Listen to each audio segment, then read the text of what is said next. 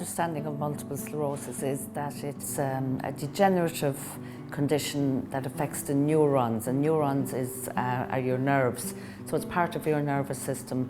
So what happens is that slowly the neurons degenerate, and they, over time, with some people it can develop much quicker, at a quicker pace. With others it can be very slow, whereby you start to maybe with tremors or a little bit of tripping over or falling, but slowly your neurons are degenerating. My name is Tom Curran. I'm the partner of the late Marie Fleming.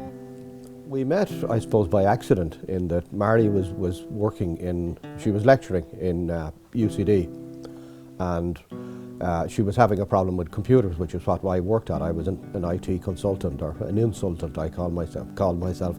But a mutual friend had suggested that I might be able to help her with it, so I went in one lunchtime to see what was wrong, and it was a simple problem for someone who knew what they were doing, and I just suggested we go out to lunch, and that's how it happened. That's how we met, and it just went from there.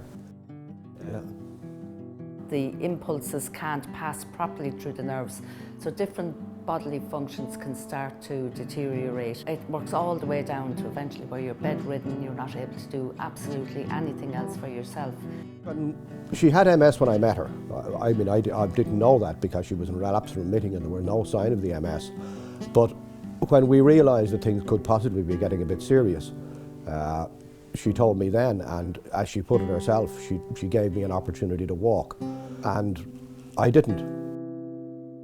Assisted suicide is not legal in this country, but it's where people who want to end their lives but are unable to end their lives, that possibly somebody helps them to do that. Marie had also stopped having her lecturer salary and disability allowance, so we had to make all sorts of adjustments, and we were planning for the future. And Marie just said on one day that if it got to the point where she didn't want to tolerate, and if the MS had taken away the quality of life that she wanted, she would want to be able to end her life. I had looked at the Constitution for various reasons over the time, and particularly the Section 40 of the Constitution, which is about the individual. That the law that was there, that the 1993 Suicide Act, that made it a crime to help someone take their own life, I felt that that was unconstitutional for a variety of reasons. The first being that a person had a right under that act to take their own life. They had a legal right to take their own life, whether they can be stopped by the Mental Health Act and all that sort of thing for their own protection, but that law gave them a legal right to take their own life. And then to enact a law which stopped somebody else helping them do something which was legal, to me was an infringement of their constitutional rights, of the constitutional rights of freedom and freedom of the right to live and die. Marie didn't need to take it because Marie had my assurance that at any stage, that when she wanted to decide, or when she decided that she'd had enough, that I would help her, irrespective of what the law was. But we felt that by taking a case to the court, she could protect me from prosecution. And that was the reason. We had tried to take that law, or to take that case numerous times, and every time I approached even people like the FLAC or PELA or the Citizens' Advice or that sort of thing, that we were always told nobody would ever touch that in Ireland because of the Christian values in Ireland. From my opinion, I suppose, like the church sees obviously life as being God-given. Okay, we don't give ourselves life. Life is a gift from conception to natural death, okay? So therefore nobody has the right, not a government, not another person, not even the person themselves theologically, or has the right to take their own life. But Switzerland being the only country in the world that you can travel to for an assisted dying. So yes, we joined Dignitas. We got what they call the green light. We went through all that process, and in fact we booked to go. In conversation one night I asked Marie straight out, I mean, was she ready to die? Did she want to die at that stage? And she said no, she didn't. That the only reason she was going was that it may not be possible for her to go in the future. First, her mobility was getting to the stage where she would need an enormous amount of help to get there, and she probably wouldn't have had the stamina to go there, so she was going while she could still travel. But the second more important issue was that the method that's used in Dignitas is to swallow a liquid. Nembutal is, it's the drug of choice among assisted dying all over the world. And the method that's used is to swallow that liquid, and it takes about 100 millilitres of the liquid to be effective. And her swallow was being affected by the MS.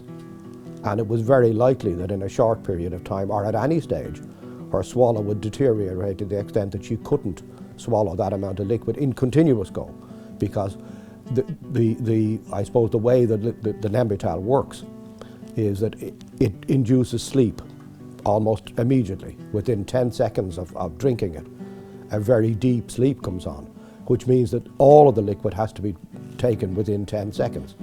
And her swallow would have prevented her from doing that. So that would have eliminated the only legal option that was open to us. But in asking her the question as to whether she wanted to die at that time and realizing that she said no, I asked her to stay on the basis that if I was able to put a plan in place, that option would be available to her at home at any stage, would she stay? And she said of course, because she didn't want to die. So my task then was to postpone our slot in Dignitas until such time as I was able to put a plan in place. We did that, and Marie stayed, and I had another 5 years of her in my life, and she had another 5 years of life. To talk about Marie's death at the moment is there's a bit of a difficulty about that, because 3 years after Marie's death, or 2.5 years after Marie's death, the guards have opened an investigation into her death.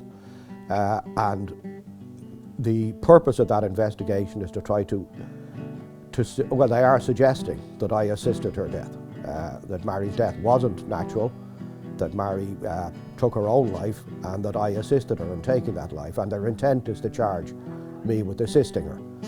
So it's very difficult to talk about her death, other than, I suppose, to say that Marie, a part of her, I suppose, problem all along was that while the MS was taking her life away from her, she did not want to take control of her death. She was very, I wouldn't call it fearful, but she didn't want a bad death. So I suppose the only thing that I can say about her death is that she died very, very peacefully and avoided the situation that she was so much against, which was a prolonged, painful death. She died peacefully and she got her wish.